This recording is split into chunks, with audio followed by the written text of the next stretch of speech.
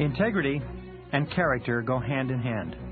Your character is the sum total result of all your choices and decisions to the present moment. It has been said that if honesty didn't exist, it would have to be invented as the surest way of becoming wealthy. Also, as the surest way of making a great life. Your character, your integrity, is your most precious asset. Nature has constructed us in such a way that we are only happy and contented inside when we are living up to our highest ideals. Shakespeare said, "To thine own self be true, and it must follow as the night the day. Thou canst not then be false to any man." To thine own self be true. So integrity begins with your relationship with yourself. Peter Uspensky, the Russian philosopher, mathematician, and metaphysician, said many years ago that psychology begins with oneself and with the study of lying. Uspensky explained that man is a lying organism, that human beings go to great lengths to protect themselves from reality, and they live enmeshed in a web of lies. They claim to be well-informed in areas where they are obviously ignorant. They have grandiose ideas about their own talents and abilities, and they simultaneously denigrate the talents and abilities of others, especially those who are successful. Ambrose Bierce in the Devil's Dictionary said that happiness is that conditioned experienced upon seeing the misfortune of a friend. There's nothing that perturbs people more than to see someone that they know becoming successful. Psychologists have various names for behaviors that people engage in to avoid facing reality. Names like repression, when we push it under or push it away, projection, when we project our own negative qualities onto others, delusion, when we live in a world of our own making, and especially denial. Denial of reality, the refusal to face the truth about the parts of ourselves and our lives that we feel are undesirable, is probably the major single cause of mental and psychosomatic illness. All denial causes tremendous stress, and if the stress is not dealt with at the mental level, it usually erupts physically. Denial occurs when we engage in face-saving mental exercises to avoid confronting the realities of our lives. Every act of denial is a form of lying to ourselves, and the more we deny, the more we get out of harmony and lose our peace of mind. In fact, your peace of mind, that sensation of inner calm and tranquility, is your finest barometer of what is right and good and true for you. You will always be at peace when you are living, acting, and talking in harmony with your innermost convictions. Whenever you feel unhappy or out of sorts for some reason, stop and ask yourself, what is it in my life that I'm not facing? What is it in my life that I'm not facing? I found as a young man, and less as the years go by, that very often we feel unhappy and uncomfortable when there's something unpleasant in our lives that we're not facing or not dealing with. It could be an unpleasant relationship or a job that's not working out or worries about money or an investment that we made. And what happens is, by repressing it into the subconscious, it causes us to feel very, very uncomfortable and disrupts our days and sometimes disturbs our nights. Ask, what is the worst it could possibly be? What is the worst it could possibly be? Whenever we find ourselves in a job or a relationship or a situation that is not right for us, we begin to feel uncomfortable and dissatisfied. And what you have to do is be your own psychologist and delve into yourself and look at your life and say, what is it that I'm not facing? Harry Brown, in his book, How I Found Freedom in an Unfree World, says that there's always a price that you can pay to be free of any source of anxiety. There's always a price you can pay to be free, and you always know what the price is. The only question is, will you pay it or not? And my advice in my seminars is, pay the price. Pay it sooner rather than later, because it's inevitable anyway. Many major problems that make us sick and ruin our lives could have been dealt with much, much earlier if we had been willing to face the problem honestly and straightforwardly. The solution to any uneasy feeling, any situation of denial in your life, is to confront the situation head-on and resolve it one way or another. And this is something that often takes tremendous courage. Often we live a lie because we rationalize that somehow it will benefit others, and we have no right to be selfish. However, the truth is that you never do anybody any lasting good by compromising your integrity. Couples that stay together when the love has gone out of the marriage for the sake of the children find that they hurt their children more than anything they could possibly imagine. There is nothing that so undermines and destroys the character and personality of a child as to grow up in a loveless home. It's always far better that the child be with one parent who loves them completely rather than two parents who don't love each other at all. The real reason people stay in a bad situation is usually fear of some kind. The terrible thing about giving in to your fears is that eventually giving in to your fears becomes a habit, and you no longer have the strength of character to act in your own best interests. A man or woman who resigns themselves to a situation that does not bring them peace and contentment is doomed to a life of unhappiness and underachievement, and you see people like that around you all the time. Ralph Waldo Emerson said, "Dare to live the life you have dreamed for yourself. Go forward and make your dreams come true." It requires great strength of character to live a life of perfect honesty, but integrity is essential to self-esteem, and self-esteem is the foundation of all success and all tendency toward expediency, taking the fastest, easiest route, is the exact opposite of integrity. We measure the character of a man or woman by how likely they are to do what is right and moral under all conditions, despite any temptations to cut corners or shave the truth. Just think about the great figures of history, from Jesus of Nazareth, the master teacher, through to George Washington, Abraham Lincoln, Albert Schweitzer of Africa, Winston Churchill, and Mother Teresa of Calcutta. What we admire about them all was and is their honesty, their sincerity, and their impeccable integrity. Your life begins to become a masterpiece when you get each part of it aligned with your highest ideals and values. One of the most important exercises you can perform is to sit down with a piece of paper and write out what you value the most in life: the people, the qualities, the activities, and the characteristics. Mary Kay Ash says that the best order of values is God, family, and church. Many people feel that personal and family relationships should take precedence over all work or monetary matters, and I personally agree. Charles Hobbs, in his fine audio cassette program, Your Time and Your Life, talks about living life consistent with what he calls your unifying principles. He points out that high self-esteem comes from goal congruence, from setting goals for your life that are consistent with your values. Low self-esteem, on the other hand, and unhappiness arise when you have goals and values that don't match, where you lack congruence, if you like, where you are doing one thing with your life that is inconsistent with what you believe.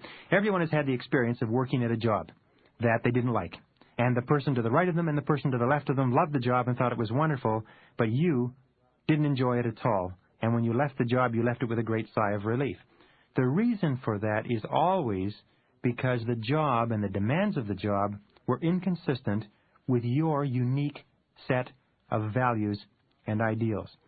And when you find a job that is perfect for you, you enjoy every single minute of it. The great tragedy is that the majority of people lead lives of quiet desperation. They work at jobs they hate, they stay in relationships they don't like, they refuse to live up to their highest ideals of integrity. So, be scrupulously honest with yourself in every area of your life. Then, you can be honest with others. All successful business, for instance, is built on a solid foundation of developing a reputation for honesty and dependability. It is a gross distortion to see that businessmen are portrayed as crooks in over 80% of network television shows. A network executive was asked about this not long ago and said, "Why is it that you portray business people as crooks in so many of your series?" He replied, "Because it's easy to pick on them. They don't fight back." He said, "We can't go after the handicapped. We can't go after any racial groups. We can't even go after the mafia anymore, but we can go after business people because they will take it." In reality, there are very few dishonest business people, and what few there are don't last very long. They're soon gone. All good business, like all good lives, is based on trust. Trust with customers, trust with suppliers, the trust of employees, and the trust of your financial intermediaries, your bankers. Every large business was once a small business that grew because it served its customers with the best products at the best prices possible in a competitive market. Anyone who works for a successful business can be proud to be part of an organization that serves people day in and day out with the things they need to enjoy and fulfill their lives. If you sell for a company, with regard to integrity, never oversell your product. Never say it can do things that it can't. Never make promises you can't keep or assume authority that you don't have. Alexander Solzhenitsyn once said, "Don't exaggerate. Every addition to the truth subtracts with the great cosmic law of cause and effect, the biblical law of sowing and reaping. Never expect to reap more than you've sown, or to harvest before your crop has had time to grow. Never expect to get more or different from what you put in." There's a beautiful poem by Jerry Buchanan called Living and Giving, or The Law of Life, and I'd like to quote it here in full. It says, "Whatever you give away today, or think, or say, or do, will multiply about tenfold, and then return to you. It may not come immediately, nor from the obvious source, but the law applies unfailingly through some invisible force. Whatever you feel about another, be it love or hate or passion, will surely bounce right back at you in some clear or secret fashion. If you speak about some person a word of praise or two, soon tens of other people will speak kind words to you. Our thoughts are broadcasts of the soul, not secrets of the brain. Kind ones bring us happiness, petty ones untold pain. Giving works as surely as reflections in a mirror. If hate you send, hate you'll get back. But loving brings love nearer. Remember, as you start this day, and duty crowds your mind, that kindness comes so quickly back to those who first are kind. Let that thought and this one direct you through each day. The only things we ever keep are the things we give away. So never expect to get something for nothing, and never pursue get-rich-quick schemes. There are no rewards without long, hard hours and years of steady, dependable work. Many of us start off in our 20s and our 30s, and we want to be millionaires by the time we're 30 or 40. But the average age of self-made millionaires in America, and there's over 850,000 of them, is 57 years. Most people become wealthy after the age of 40, mostly because they chop and change and try different things and take shortcuts for their 20s and 30s, and it's only after the age of 40 that they settle down to the long, hard, dependable, steady, consistent work that achieves great wealth. P.T. Barnum, the great circus master, said, "There's a sucker born every minute, and someone to take him every 59 seconds. A fool and his money are soon parted, and every day people throw away valued time and hard-earned money looking for a quick kill, looking for some way to get money without working for it. Greed, wanting something without paying full price for it, is the opposite of integrity." I once read the confession of a con man who claimed that the only person in the world that he couldn't swindle was an honest man. He said everyone else was easy to swindle because they were motivated by greed. They were looking for something for nothing. Forbes magazine said recently with regard to hot tips in the stock market, "If it sounds too good to be true, it probably is." Integrity means accepting that you are responsible for your life and never complaining. It means accepting that you are where you are and what you are as a result of your own conduct and your own behavior, no one else's. Henry Ford said it well, "Never complain, never explain." If you don't like the way things are, get busy and change them. And if you're not willing to change them, then don't complain. The dictionary definition of integrity is wholeness, oneness, unity, complete, without fault, perfect. And in the physical realm, living a life of integrity means taking care of your body and your health. Edwin Markham, the famous poet, was quoted recently under the photograph of a very fat man, belly hanging over his belt. The quote asked, "Is this the thing the Lord made and gave, to have dominion over earth and heaven?" We are given the most beautiful body in the universe, and part of living a life of integrity is taking good care of that body, recognizing it as the temple of the soul, if you like, as the temple of the Supreme Being. You can apply this question to yourself. Look at the way you treat your body. Look at the things you do to it. Is this part of living a life of complete integrity? One of the best rules for healthy living is to resolve right now to outlive your doctor and take care of yourself as though you plan to live to 100. One of the things that you should do is set a goal to live to be 100 years old, and then sit down and make a plan and look at everything that you're doing today and ask, is this going to assure that I live to the maximum lifespan possible? What many people do in their younger years is they do things to their bodies, they smoke and drink to excess, they don't exercise, they eat the wrong foods, and they pay for it very, very dearly with degenerative diseases, senility, pain, and sometimes incapacitation later on in life. The time to start planning to live a long life is as young as possible. And we also know that the inability to discipline yourself with regard to physical appetites leads to a lack of discipline in other things. People who are incapable of disciplining their physical appetites are usually suspect by people who expect them to act in a disciplined, organized fashion in other areas. Finally, integrity means to always do what is right and moral in the eyes of God and man. Remember, as Emerson said, there is a third silent party to all our bargains. Guard your integrity as a sacred thing. Practice the universal maxim of philosopher Immanuel Kant, who said, live your life as though your every act were to become a universal law. Always err on the side of fairness in your dealings with others, especially when you have the upper hand. Practice the golden rule, and do unto others as you would have them do unto you. Love your neighbor as yourself, and do unto others as you would have them do unto you.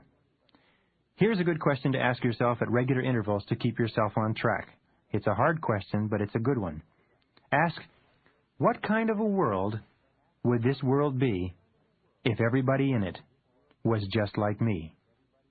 Or, what kind of a country would America be if everybody in it was just like me? Or what kind of a company would my company be if everybody in it were just like me? If you live your life alone and with others, as you would like to be remembered as a role model for others, you will feel the deep down pride and satisfaction of being a whole person, a light unto your world. And finally, remember that nothing is at last sacred but the integrity of your own mind. Never compromise it for anything or anyone you imitate. You can overcome your fears and develop the habit of courage by practicing the behaviors of others who have done it before you. Remember, only action is action. Only your actions express your true beliefs and values. The first part of triumph is always try. Napoleon said, no great battles are ever won on the defensive, and only great battles produce great results. Every great life begins with an act of courage, often daring, going beyond your personal boundaries into unexplored terrain, controlling and mastering your fears as you advance. The hero is just an ordinary person who is brave 5 minutes longer than the others. You develop courage by being courageous when every fiber of your being is pulling you back towards safety in the comfort zone. The need for security of life, limb, and property is the basic human need, the survival need. But the quest for security often creates only insecurity. General Douglas MacArthur said, there is no security in life, only courage you need to be successful. Here are some ideas you can use that have been used by others. Number 1, remember always that the fear of failure is a learned habit, a conditioned response that can be unlearned with practice. Mark Twain said that the only antidote to fear is, do the thing you fear, and the death of fear is certain. And if you don't think the fear of failure has a predominant place in your life, ask yourself this question. What great things would you dare to dream if you knew you could not fail? What great goals would you set for yourself if you were absolutely 100% guaranteed of success? What changes would you make in your life if you knew you could not fail? That'll give you an idea of how much the unconscious fears of failure hold us back. Number 2, much fear is caused by ignorance. The more you learn about any subject or area of endeavor, the less fear you will have. Take time to get the facts and separate the facts from the opinions. Remain objective by striving for clarity and details before deciding on taking action. Number 3, when confronted with a fearful situation, step back and take the time to develop an organized response. Think on paper and review all the information. This will give you that essential feeling of control so necessary for maximum effectiveness. Number 4, in any fear-causing situation, stop and ask yourself, What is the worst thing that can happen here? Then take some time to develop alternatives so you are ready with another course of action no matter what happens. All great generals go into battle with reserves of men and material set aside to cover a retreat in the event of a defeat. Napoleon was a great general because he had thoroughly considered every eventuality before the battle began and was often able to turn defeat into victory because he was ready to change plans and act without delay. Number 5, be decisive. Don't sit on the fence. Make firm commitments to your job, your company, your family. Take a stand for what you believe in. Don't be wishy-washy. There is something about a principled person making a firm decision and acting on that causes things to happen which never would have occurred otherwise. Reader's Digest carried a story recently built around the advice, act boldly, and unseen forces will come to your aid. Act boldly, and unseen forces will come to your aid. Opportunities open up for the man or woman who acts courageously. Assistance will come to you in ways you cannot predict. Number 6, you can largely neutralize the fears of failure that inhibit effective action by using visualization and positive affirmations, by reprogramming yourself for success. Every time you visualize your goal and see it as already attained in your mind, you intensify your desire and diminish your fears. Whenever you feel the tightness in your solar plexus which signals that you fear failure in something coming up, sit down quietly and repeat the words, I can do it, I can do it, I can do it, over and over, with enthusiasm, until the fear subsides. Encourage others by saying to them, you can do it, you can do it. When you encourage others, which means to give courage to, you motivate yourself. Make your home and business a place where, as the song says, never is heard a discouraging word. And number 7, with regard to developing courage, perhaps the best success method of all in dealing with fear was explained in Dorothea Brand's 1935 bestseller, Wake Up and Live. She found the formula that turned her life around. In these words, she said, go confidently in the direction of your dreams. Act as though it were impossible to fail. If you force yourself to act the part of a fearless, courageous person, in time it will stop being an act and become your reality. Remember, most of what we do is habit, either good habits that lead to success or bad habits that lead to failure. Therefore, whenever you have the choice of moving forward or playing it safe, choose to move forward, because whatever you choose, that will become your habit, and your habits will determine your destiny. The flip side of the coin of courage is the quality of persistence. The two are inseparable and develop simultaneously. Persistence is self-discipline in action. To persist in the face of adversity requires courage, character, and a deep, abiding faith in yourself and your ability to overcome. Just as you can never achieve more than you can believe yourself capable of, your capacity for faith grows as you practice sticking to it when the going gets rough. How to succeed.